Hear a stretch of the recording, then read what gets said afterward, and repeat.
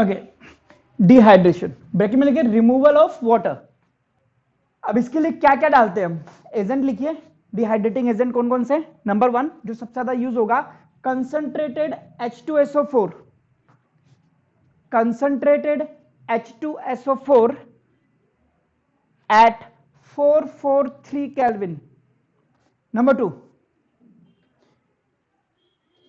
P2O5, P2O5, phosphorus पेंटा oxide. तीसरा लिखिए Al2O3,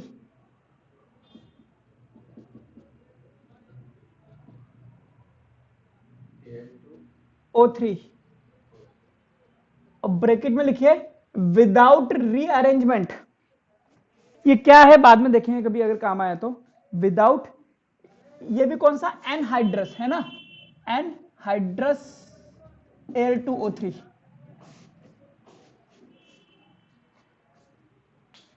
नहीं मिलेगा ये कहीं भी। नेक्स्ट H3PO4,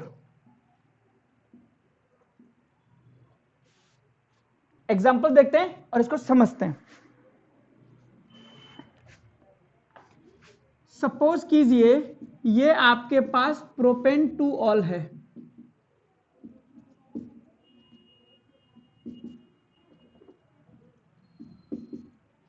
और आपने इसको कंसंट्रेटेड H2SO4 से एट 443 केल्विन पर हीट करा। हमें पता है वाटर निकालता है, वाटर होता है HOH, तो OH माइनस आयन मुझे यहां से दिख रहा है, ठीक है। H प्लस या तो यहां से हाइड्रोजन ले ले या यहां से ले ले, दोनों ही केस में सेम काम होने वाला है। मैंने माना इसने यहां से हाइड्रोजन ले ली, तो ये अपना इलेक्ट्रॉन लेके जाएगा, ये अपना इलेक्ट्रॉन लेके जाएगा, ये दोनों मिलकर के वाटर बनाएंगे, और ये बॉन्ड यहां से इधर हो जाएगा। ये सिखाया हुआ था एलिमिनेशन रिएक्शन में, प्लस H2O बन गया आपके पास प्रोपीन। लिख लीजिए इसको। चलिए कोई बड़ी बात नहीं है, और समझिए एक और एग्जांपल, और यहां पर आपको कॉन्सेप्ट पता लगेगा कि चीज क्या है।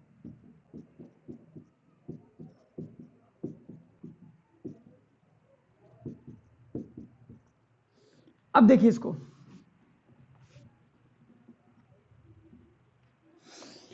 अब यहां पे अगर मैं रिएक्शन कंसंट्रेटेड H2SO4 से एट 443 केल्विन पे कराऊं, तो वाटर के लिए OH माइनस आयन तो यहां से आने वाला है, मैंने बोल दिया इसको अल्फा कार्बन है। अब मेरे पास हाइड्रोजन यहां से भी आ सकती है, यानी कि बीटा 1 से, और हो यह भी सकता है कि हाइड्रोजन मेरे पास यहां से आ जाए, दोनों अलग अलग कंपाउंड बनेंगे। अगर मैं बात करता हूं अल्फा बीटा 1 एलिमिनेशन की, तो हाइड्रोजन यहां से निकाल दो और डबल बॉन्ड आ जाएगा यहां पर, कंपाउंड बन जाएगा मेरे पास ये वाला।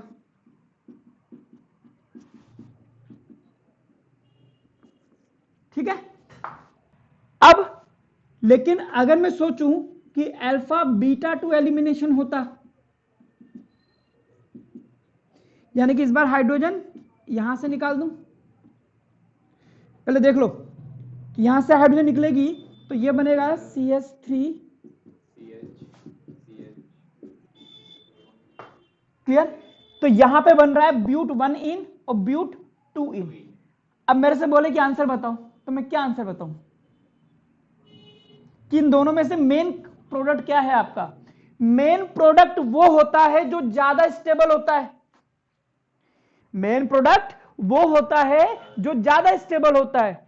और अल्कीन की स्टेबिलिटी कैसे पता लगती है कि कौन सी अल्कीन ज्यादा है, तो आंसर है हाइपर कॉन्जुगेशन से। मैंने आपको लिखवाया भी था, हाइपर कॉन्जुगेशन दिया ही इसलिए गया था ताकि एल्कीन की स्टेबिलिटी शो कर सके। निकालिए उसमें और पढ़िए उसको, सेडजेफ रूल करके एक चीज लिखा रखी है हमने, पढ़िए उसको दोबारा। हाइपर कॉन्जुगेशन में सेडजेफ रूल से जस्ट ऊपर अल्कीन की स्टेबिलिटी चेक करवाइए, और अब मुझे बताइए दोनों में से कौन सी अल्कीन ज्यादा स्टेबल होगी।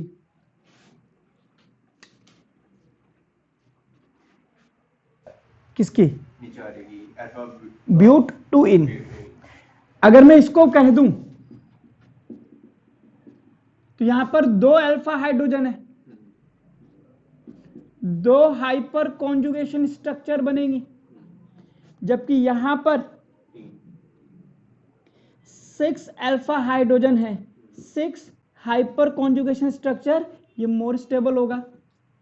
या फिर सेडजेफ रूल से देखिए, इसमें 2 सब्स्टिट्यूट हैं, इसमें 1 सब्स्टिट्यूट है, तो यहां पे आप कह सकते हैं सेडजेफ रूल भी लग सकता है।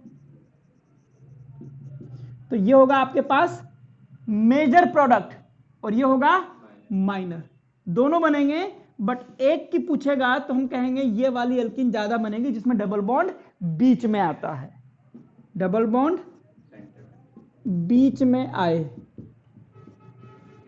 लिख लीजिए इसको।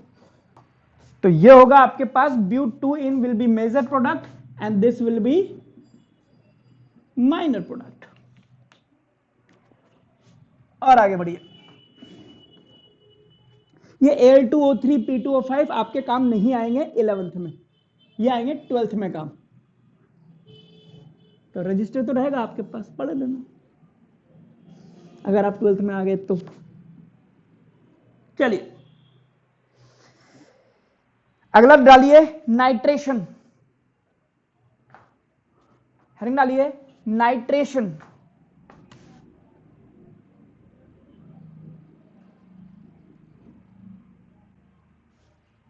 ब्रैकेट में लिखिए एडिशन ऑफ NO2। अब इसके लिए कौन सा रीजन डालते हैं, लिखिए nitration is carried out with the help of, nitration is carried out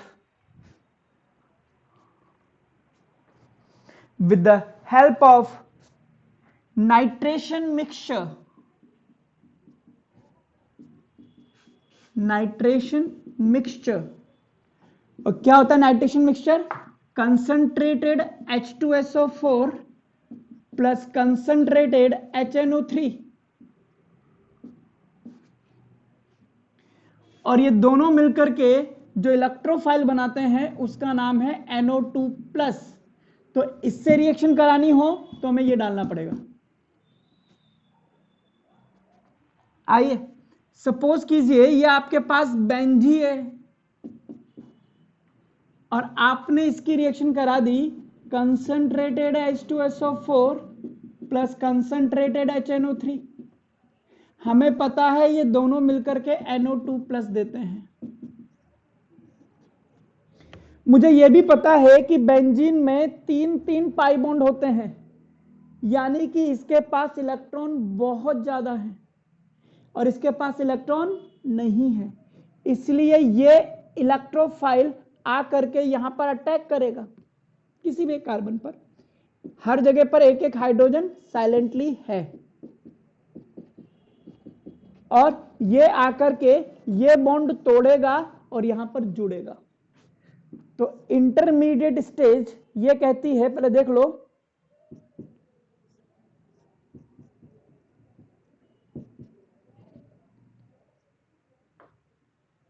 sorry तो तोड़ेगा नहीं, ये स्टेट बनती है जिसमें इस कार्बन पे पॉजिटिव चार्ज आ जाता है, फिर ये यहां से इलेक्ट्रॉन खींचता है जिसकी वजह से इस पर प्लस चार्ज आता है और ये फिर टूट करके अलग हो जाता है। तो आपके पास आ गया NO2 नाइट्रोबेंजीन और क्या अलग हो गया H+। किस तरह की रिएक्शन हो गई है,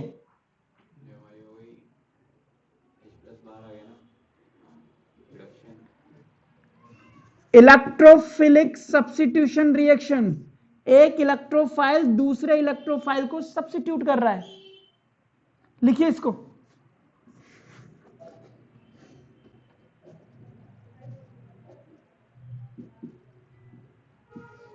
अगला लिखिए डिहाइड्रो हैलोजिनेशन,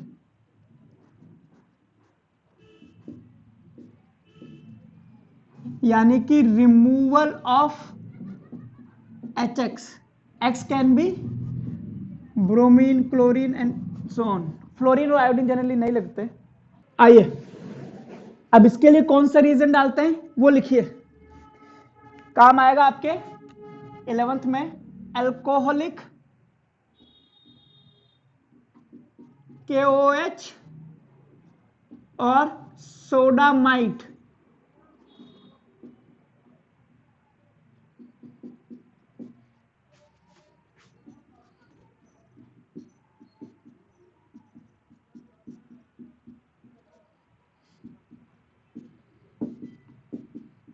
अब देखिए मैंने यहां डाला अल्कोहलिक KOH, HBr निकालना है मुझे, -HX। ब्रोमीन मुझे यहां मिल गया। हाइड्रोजन में यहां से भी ले सकता हूं और यहां से भी ले सकता हूं। क्लियर? अगर मैंने अल्फा बीटा 1 कराया तो मेरे पास कंपाउंड बनेगा, और अगर मैंने अल्फा बीटा 2 कराया तो कंपाउंड बनेगा ये। कौन सा वाला मेजर बनेगा? Alpha beta 2। तो ये मेरे पास मेजर कंपाउंड है, ये माइनर है, पहली चीज। क्लियर? लेकिन अगर मैं अल्कोहलिक KOH की जगह इसमें सोडामाइड डाल देता हूं तो याद रखना, to form terminal alkene and alkyne,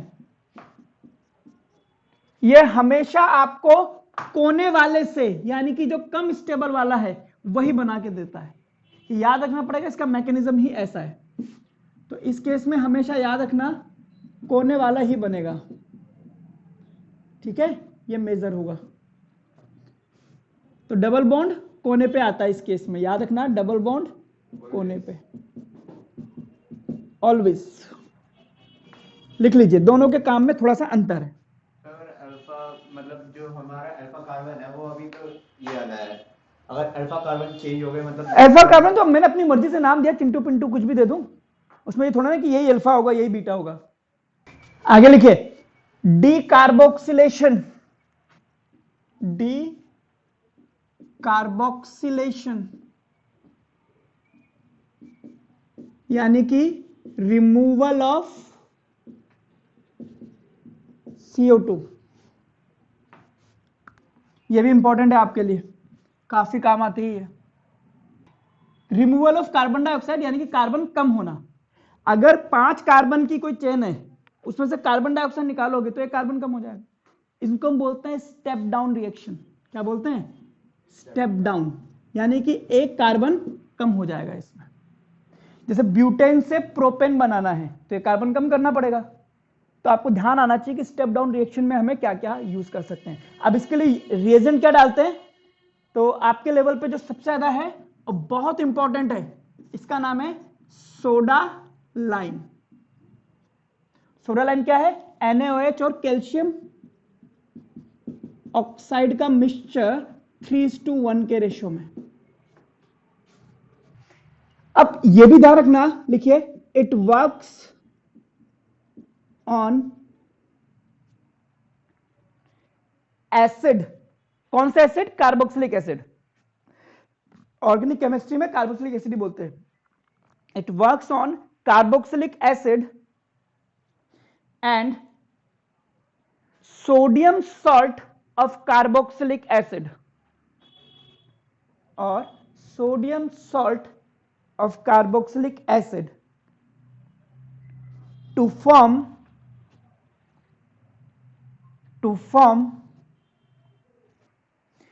alkane. क्या बनता है इसका प्रोडक्ट? अल्केन होता है हमेशा।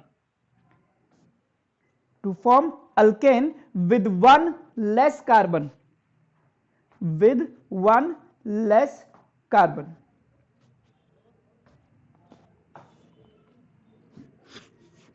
चलिए, अब क्या होता है, सपोज करो आपके पास कोई एसिड है,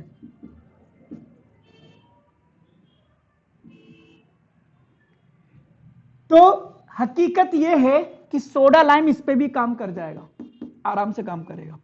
बट कई टीचर इसमें मुंह बना लेते हैं और आपके नंबर काटने की कोशिश करेंगे। इसलिए मैं एक स्टेप और करवा देता हूं कि पहले इसका सोडियम सॉल्ट बना दो, इसकी रिएक्शन सोडियम से करा करके। अच्छा, सोडियम का क्या काम है? सोडियम का काम है क्लोरीन को लात मारना और सॉरी हाइड्रोजन को लात मारना और क्लोरीन को गले लगाना। ये काम सोडियम के हैं। तो सोडियम यहां से हाइड्रोजन को लात मार के हटा देगा और खुद इसकी जगह आ जाएगा।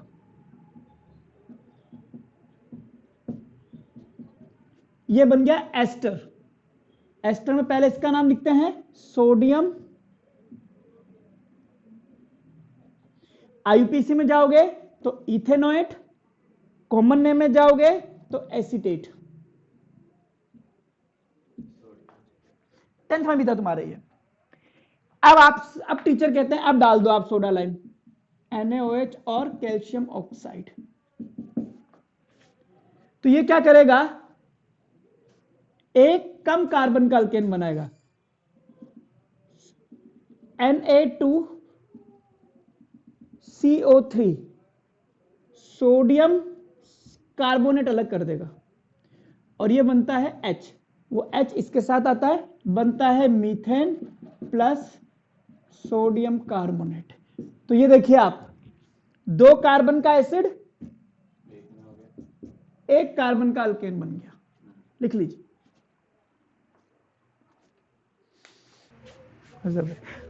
पता पढ़ने से नहीं आती ना फिजिक्स प्रैक्टिस से आती है, न्यूमेरिकल करने से आती है। अगर तुम पढ़ने की बजाय न्यूमेरिकल पे ज्यादा ध्यान लगाओगे ना, फिजिक्स अपने आप आ जाएगी। केमिस्ट्री पढ़ने पर आती है, ये तो याद करके निकाल दोगे, पर फिजिक्स में न्यूमेरिकल करने पड़ते हैं। यार सर ने ये क्यों कराया, यहां तो ये कर रखा है, वहां पे क्यों नहीं करा? कोई क्वेश्चन आया ना आपके पास, ये क्वेश्चन आया तो आप पहले सोचो कि आप खुद करो इसको। अब आपने करा, आपको तो समझ ही नहीं आया क्या था, फिर आपने सॉल्यूशन देखा, फिर आप देखो कि ये जिस टॉपिक का है उस टॉपिक पे सर ने क्या पढ़ाया है, फिर वहां पे मैंने जो न्यूमेरिकल करा रखे हैं वो सॉल्व करो।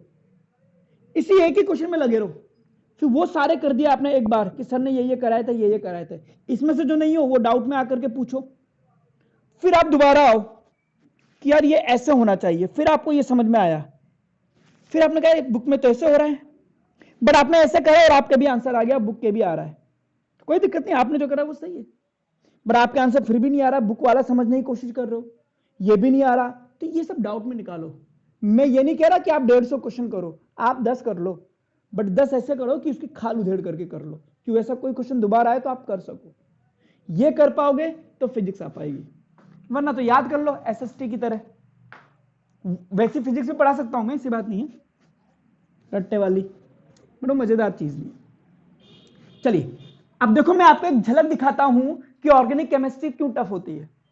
छोटी सी झलक, क्वेश्चन लिखिए।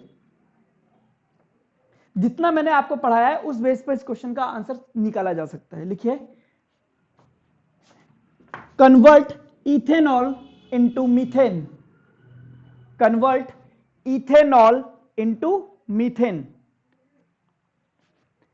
चलिए समझिए मैं क्या कहना चाह रहा हूं आपसे।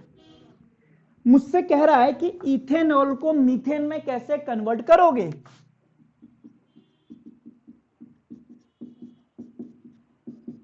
इनको हम बोलते हैं इंटरकन्वर्जेंस। जिसको इंटरकन्वर्जेंस आती है उसको केमिस्ट्री, ऑर्गेनिक केमिस्ट्री आती है। जिसको न्यूमेरिकल आते हैं उसको फिजिक्स आती है। जो कहता है नहीं मेरे को थ्योरी आती है बस न्यूमेरिकल नहीं होते, समझ आना, उसको फिजिक्स नहीं आती है। ठीक है, ओके। मुझे पता है कि 2 कार्बन के अल्कोहल से मुझे 1 कार्बन का बनाना है। 1 कार्बन कम करूंगा तो मुझे कहीं ना कहीं स्टेप डाउन रिएक्शन यूज करनी पड़ेगी। चलो अब मैं ही सोच रहा हूं कि ये सोडा लाइम में यूज तो करूंगा, तो मुझे यह भी याद होना चाहिए कि सोडा लाइम अल्कोहल में काम नहीं करता। सोडा लाइम किस पे काम करता है? एसिड या उसका सोडियम सॉल्ट।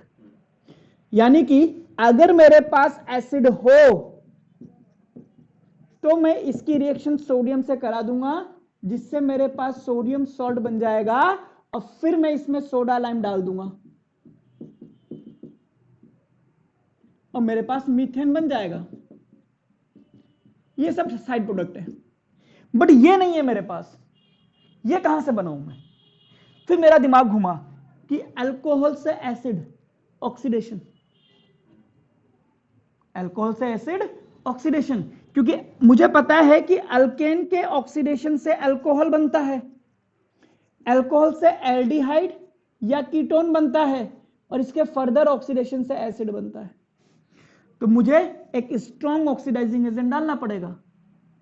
फिर मैं याद करूंगा सर ने क्या लिखाया था, तो आपको याद आएगा मैंने लिखाया था स्ट्रॉन्ग ऑक्सीडाइजिंग एजेंट में KMnO4 इन एसिडिक मीडियम, और ये रहा आपके पास आंसर कि सबसे पहले इसमें KMnO4 डालूंगा, उससे एसिड बनेगा, फिर सोडियम से रिएक्शन करके सोडियम सॉल्ट बनाऊंगा, और फिर उसके बाद में मीथेन बनेगा। तो ये करके दिखाना पड़ता है, और ये सब दिमाग लगाने से आता है। लिखिए, उल्टा चलना पड़ता है कि ये कहां से बना सकता हूं कि ये यहां से बन सकता है, ये कहां से बनेगा कि ये, फिर उसको इसमें कैसे लाना है ये सोचना है बस। और ऑर्गेनिक में जो कहता है कि मुझसे इंटर कन्वर्जेंस नहीं होती, समझ जाना उसको ऑर्गेनिक नहीं आती। आइए, तो ये था हमारे पास सोडा लाइम डीकार्बोक्सिलेशन कराने का पहला तरीका। और भी तरीके हैं। दूसरा लिखिए, कोलबेज इलेक्ट्रोलिसिस। अगला है कोलबेज electrolysis.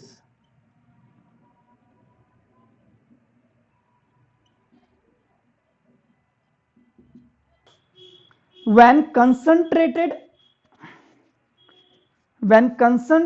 solution of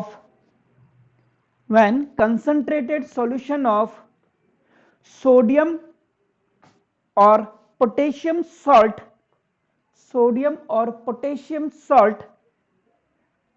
of carboxylic acid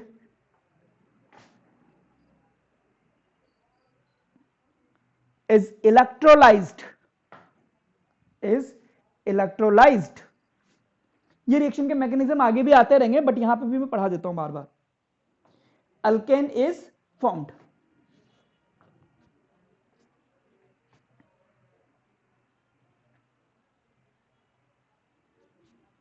अब देखिए क्या बोला है, सोडियम या potassium salt of carboxylic acid is electrolysed. Electrolyse का मतलब इसको एक बीकर में लेकर के इलेक्ट्रिसिटी पास करवानी पड़ेगी आपको। है इसमें कोलबेज दिख रहा है, नहीं दिखा? चलिए समझिए। अब इसमें क्या होता है कि सपोज करो ये आपके पास मैंने पोटेशियम सॉल्ट बनाया, तो इसको बीकर में भर के इसमें इलेक्ट्रिसिटी पास कराना, कुछ डालते नहीं है, सिर्फ ऐसा लिख दिया जाता है कि इलेक्ट्रिसिटी पास करा या इलेक्ट्रोलिसिस करा। अब क्या होता है कि इसका एक मोल काम नहीं करता। अब आपने अगर डाला होगा, उसमें भरा होगा, तो एक एटम थोड़ा डाल दोगे। आपने अगर एक मोल भी लिया है तो इसमें 6.023 इंटू 10 की पावर 23 मॉलिक्यूल होंगे। तो बेसिकली इसमें दो मॉलिक्यूल जो होते हैं वो रिएक्शन करते हैं, और ये यहां से बाहर निकलता है। पोटेशियम अलग होता है, CO2 अलग हो जाती है। अब जो बचा हुआ कार्बन है वो आपस में जुड़ जाता है, यानी कि ये बन गया आपके पास इथेन प्लस CO2। अब समझने वाली बात यह है कि अगर इसमें, चलो मैंने ये ब्यूटेन का बताया ना, मैं इसको एक कार्बन और बढ़ा देता हूं ताकि और क्लियर हो जाएगा, वरना आपको लगेगा डबल होता है। तो ये बन करके क्या बनाएगा, ब्यूटेन बनाएगा इस केस में।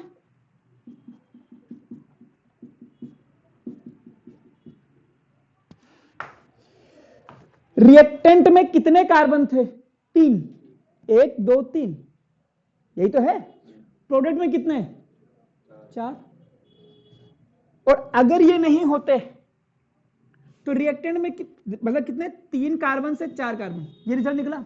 अगर ये नहीं होते तो क्या बनता है, इथेन। कितने कार्बन है, 2, और 2 से 2 ही बन गए। तो क्या बोलूं, डबल हो जाते हैं, कम हो जाते हैं, उतने ही रहते हैं, क्या क्या हिसाब लगाऊं? तो हिसाब यह है कि अगर रिएक्टेंट में n कार्बन है तो प्रोडक्ट में बनते हैं 2 इंटू n-1।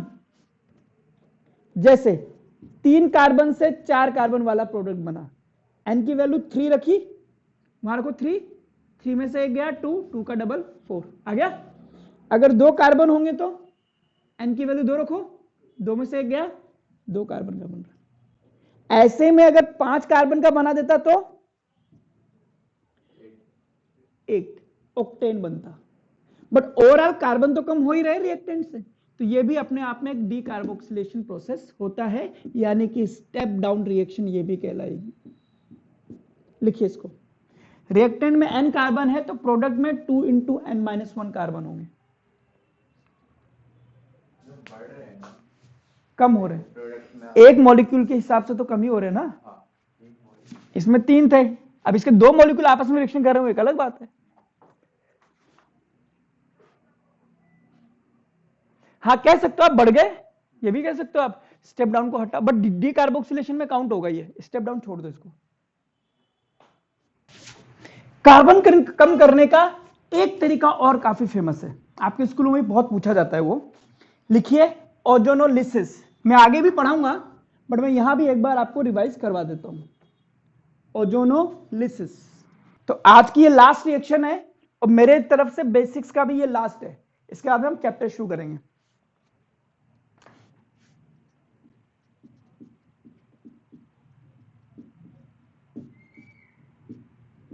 ओजोनोलिसिस, इसकी एक ट्रिक है मेरे पास, लिख लीजिए वो ट्रिक, फिर डिटेल में वही कराऊंगा मैं इसको। लिखिए डबल बॉन्ड पूरी तरह से तोड़ो, डबल बॉन्ड पूरी तरह से तोड़ो और दोनों तरफ या दोनों कार्बन पर या दोनों पर जो भी आपको लगे, और दोनों कार्बन पर एक एक ऑक्सीजन जोड़ो।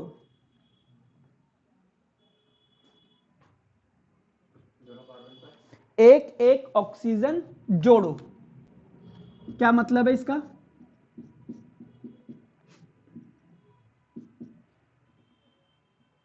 आपसे बोलो इसका ओजोनोलिसिस कराओ, ओजोनोलिसिस के लिए हम डालते हैं oxygen in presence of zinc, ठीक है।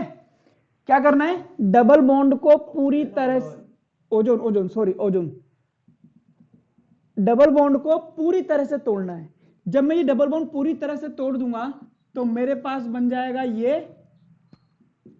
और ये, टूट गया बीच में से, और क्या करना है, दोनों कार्बन पर एक एक ऑक्सीजन जोड़ना है। ये हो गया आपके पास प्रोडक्ट, खत्म। 2 कार्बन इथेनल और मीथेनल, यानी कि फॉर्मेल्डिहाइड और एसिटाल्डिहाइड, क्वेश्चन खत्म।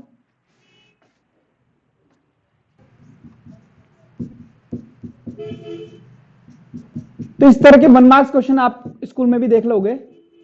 इसका ओजोनोलिसिस करा करके प्रोडक्ट बताइए क्या बनेगा।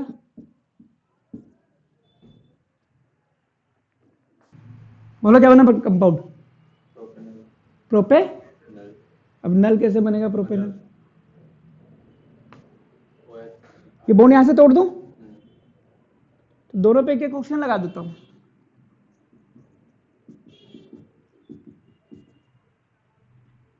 ये भी सेम ही है, अगर आप ध्यान देखोगे दोनों एक जैसे ही है कि नहीं। ये प्रोपेनॉन है, कीटोन है, एसीटोन है, आंसर है एसीटोन, कीटोन या प्रोपेनॉन,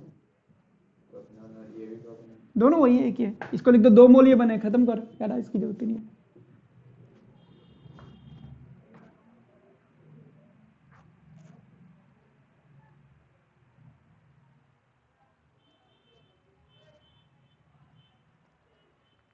और एक और करके दिखाओ, ये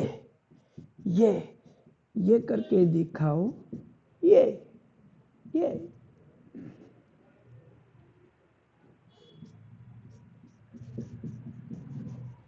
इसका भी ओजोनोलिसिस करके दिखाना।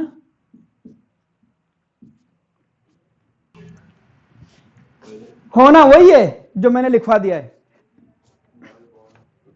हाँ डबल बॉन्ड टूटेगा, यानी कि ये 2 बॉन्ड टूट जाएंगे, एक बचेगा।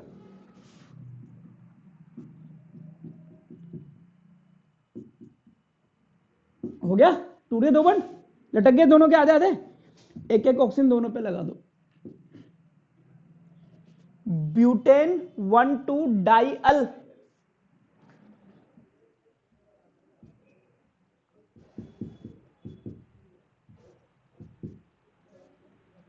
डाइओन,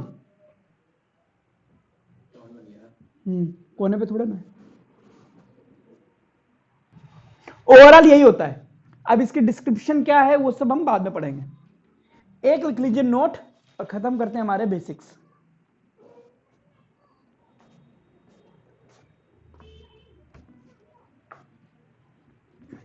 देखिए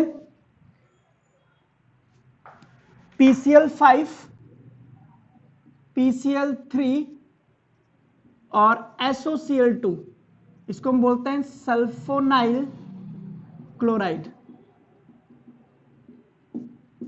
इनका काम क्या है, लिख लीजिए, इनका काम क्या है, OH हटाओ Cl लगाओ, OH हटाओ Cl लगाओ, OH हटाओ, इस तरह से लिखना OH वैलेंसी फ्री करके, Cl लगाओ। फॉर एग्जाम्पल मैं आपसे बोल दूं इसकी रिएक्शन कराइए आप PCl5 से, PCl3 से या SOCl2 से, इन सब का एक ही काम है, OH हटाओ Cl लगाओ।